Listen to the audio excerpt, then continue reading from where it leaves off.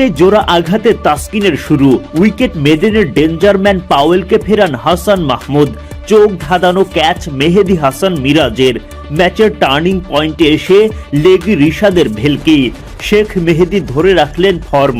তানজিম সাকিবের চমৎকার কামব্যাক, লিটন দাসের অসাধারণ নেতৃত্বে ক্যারিবীয়দের বিপক্ষে সিরিজ জয় করল বাংলাদেশ। 130 রানের লক্ষ্য দেওয়ার পর বোলিংয়ে নেমে বাংলাদেশের হয়ে প্রথম আঘাত হানেন তাসকিন আহমেদ। লিটন দাসের ক্যাচ বানিয়ে বেন্ডন কিংকে ফেরান তাসকিন। একই ওভারে ফের লিটনের ক্যাচে উইকেট, এবার শিকার আন্দে ফ্লেচার। জোড়া উইকেট তুলে উল্লাস বাংলাদেশ শিবিরে।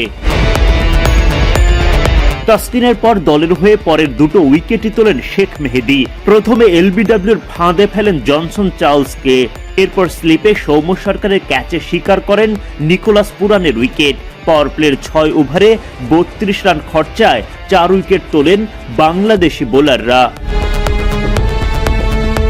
সৌম্য সরকার মিস করেন রবম্যান পাওয়েলের ক্যাচ, সাথে পান আঙুলের চোট। সেই সময় আক্ষেপ করতে দেখা যায় মিরাজকে। পরবর্তীতে সেই মিরাজই হাসান মাহমুদের বলে চোখ ধাঁধানো একটা ক্যাচে ফেরান পাওয়েলকে। উইকেট সহ মেডেন ওভার হাসানের। তানজিম সাকিবের সামনে ডাকের শিকার রোমারিও শেফার্ড। মাত্র 42 রানের মধ্যেই 6টা উইকেট তুলে ম্যাচের স্টিয়ারিং তখন বাংলাদেশের হাতে। এরপর রস্টন চেইস ম্যাচটা নিজেদের দিকে নেয়ার চেষ্টা চালান, একাধিক ছক্কায় তৈরি করেন নাটকীয়তা।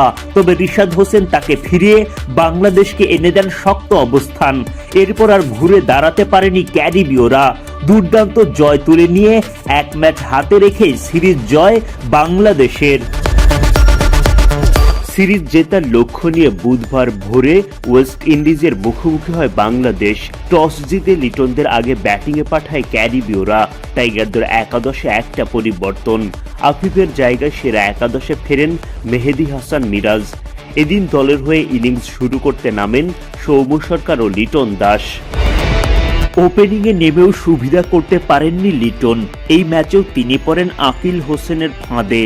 ডাউন দ্য উইকেটে এসে আকিলকে মোকাবিলা করতে গিয়ে বোকা বনে যান। স্টাম্পিংয়ের শিকার হয়ে ছাড়তে হয় মাঠ। লিটনের আউট নিয়ে ক্যারিবীয়রা মাতেন মজায়। ফেরার আগে টাইগার কাপ্তান করেন 10 বল থেকে মাত্র 3 রান। লিটনের পর উইকেট এসে ব্যর্থ হন তানজিদ তামিমও। রস্টন চেইসের বলে বোল্ড হয়ে বিদায় নেন তামিম। তামিমের উদ্দেশ্যে গুড নাইট উদযাপন ওয়েস্ট ইন্ডিজ বোলিং অলরাউন্ডারের। 4 বল থেকে 2 রান করে বিদায় নেন তামিম। 2 উইকেট হারানোর পর মেহেদী হাসান মিরাজ জুটি বাঁধেন সৌম্য সরকারের সাথে। মিরাজ সৌম্য জুটি দলকে বিপদমুক্ত করতে চেষ্টা চালান, কিন্তু সরকারের দুর্ভাগ্যজনক রান আউটে বাঁধে বিপত্তি। ইনিংস বড় করার আগেই একরাশ হতাশা নিয়ে বিদায় নেন ফর্মে থাকা এই ব্যাটার। দলের হতাশা আরো বাড়ান মেহেদী হাসান মিরাজ। আলজারি জোসেফের বলে ছক্কা হাঁকাতে গিয়ে মিরাজ ধরা পড়েন বাউন্ডারি লাইনে। 25 বলে 3-4 ও 1 ছক্কায় মিরাজ করেন 26 রান।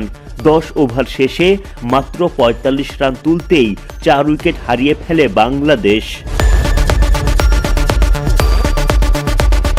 বিপদ কাটাতে রিশাদ হোসেনকে ব্যাটিং অর্ডারে প্রমোশন দেওয়ার সাহসী সিদ্ধান্ত। তবে রিশাদও 5 রানের বেশি করতে পারেননি। 5 উইকেট হারানোর পর উইকেটে জাকের শেখ মেহেদী জুটি। ইনিংসের বয়স তখন 11.5 ওভার। বাংলাদেশের পুঁজি 62 রান। এমন সময় হানা দেয় বৃষ্টি, খেলার মাঝে নামে বিরতি। বিরতি কাটিয়ে খেলা শুরু হলে শেখ মেহেদীর উইকেট হারায় বাংলাদেশ। মেহেদী করেন 11 রান। বিপর্যয়ের মাঝে চড়াও হন জাকের আলী অনেক।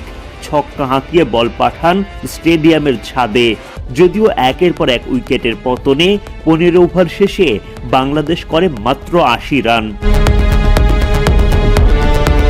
17তম ওভারের প্রথম বলে বিদায় নেন জাকের। ফেরার আগে তিনি করেন 21 রান। শেষ দিকে তানজিম সাকিবকে সাথে নিয়ে চেষ্টা চালান শামীম পাটোয়ারি। তাতে 17 রানের গন্ডি পার করে বাংলাদেশ।